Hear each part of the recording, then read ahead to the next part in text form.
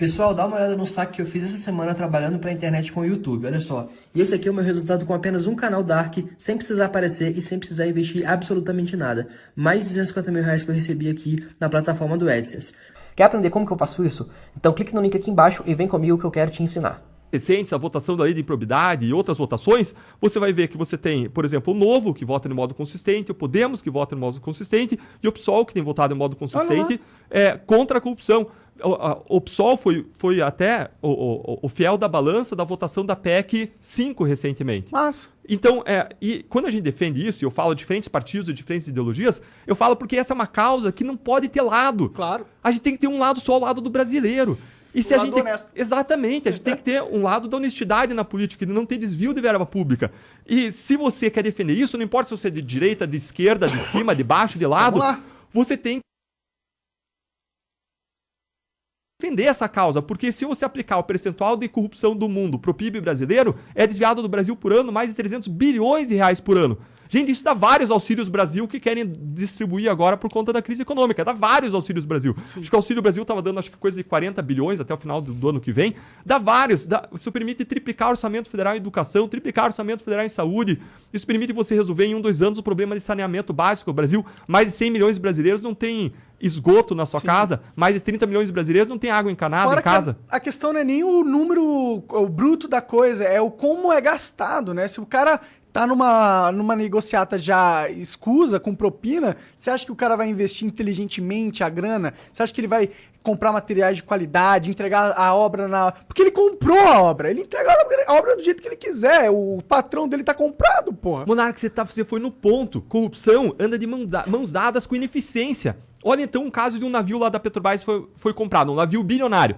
Foi feito um parecer dizendo que não precisava comprar. Foi feito o segundo parecer dizendo que não precisava comprar. Aí o diretor queria comprar, ia receber propina nessa negociação, vai lá e pede para refazer o parecer e vem com uma análise muito otimista e manda comprar. O que aconteceu? O navio ficou parado em alto mar, ao custo de 100 mil dólares por dia.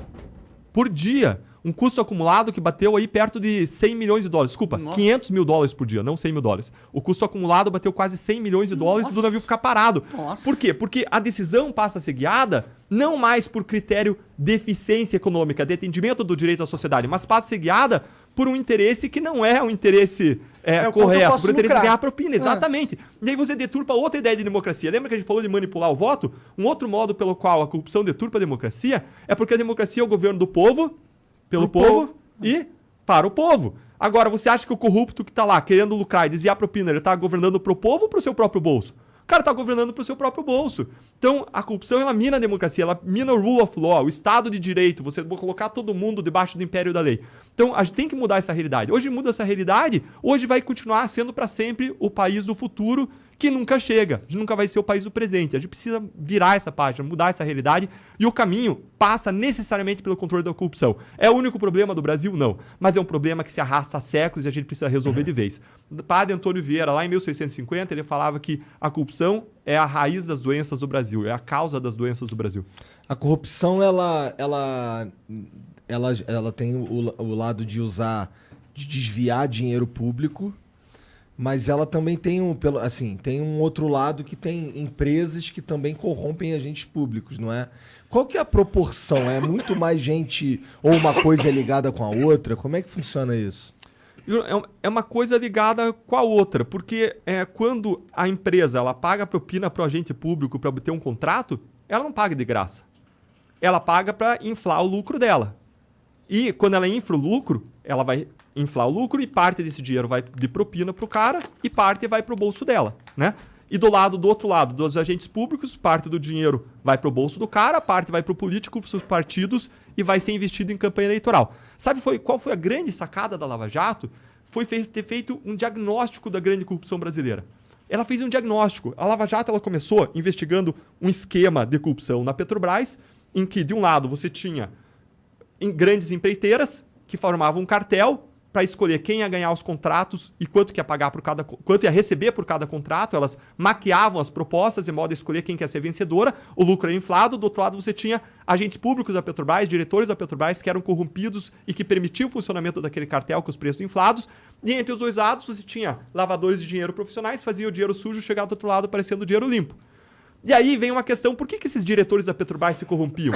Porque eles ganhavam mais de 100 mil dólares por mês. Impunidade, ganância, tudo isso desempenha um papel, mas aqui a resposta é mais simples. Eles se corrompiam porque se eles não se corrompessem, eles não estavam lá. Eles eram colocados por partidos e políticos que indicavam eles justamente para eles receberem dinheiro. Cara, e quando você entende isso, Monarca, você entende também o mensalão. E você entende por que o Roberto Jefferson foi lá em cima e falou: o esquema de indicações para arrecadar recursos vem desde sempre no Brasil. Você entende por que delatores falaram que esse esqueminha vem desde sempre, vem desde décadas atrás, e pessoas com larga experiência na política.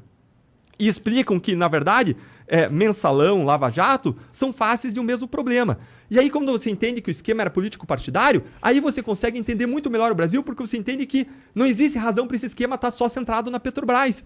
E você consegue entender muito mais fácil como que a Lava Jato se expandiu rapidinho para o Ministério do Planejamento, para a Eletrobras, para órgãos públicos estaduais em São Paulo, Rio de Janeiro, Paraná, e aí para vem o medo dos Caixa Econômica Federal, Fala, mano, BNDES. esse negócio tá crescendo pra caralho. Exato. Fudeu. Eles vão pegar todo mundo. Exato. Fudeu. Exato. Veja a colaboração do Odebrecht, uma empreiteira, e ela era cliente do sistema político partidário corrupto.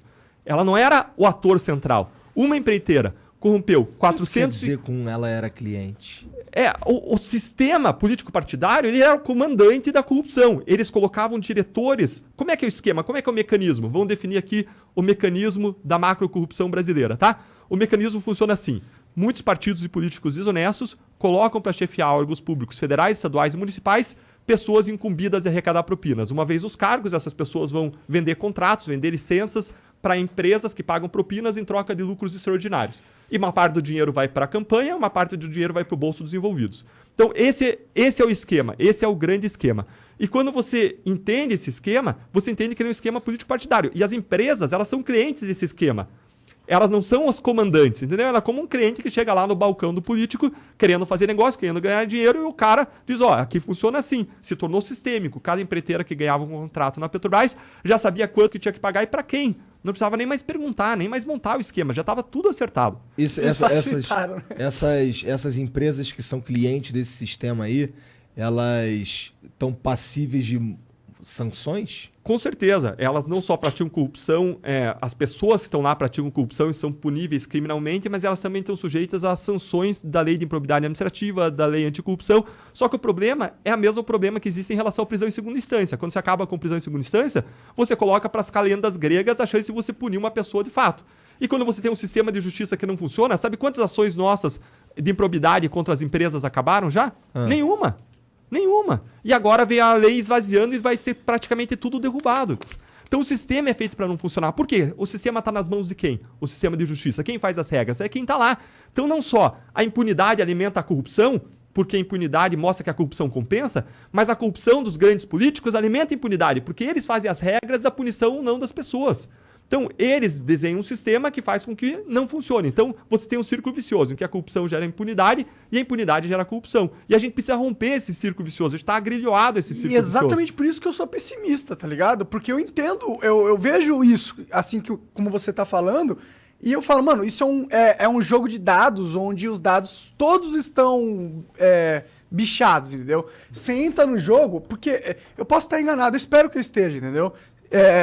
Mas... é o que você vai tentar fazer, entendeu? Você vai tentar entrar no jogo pra mudar ele lá dentro.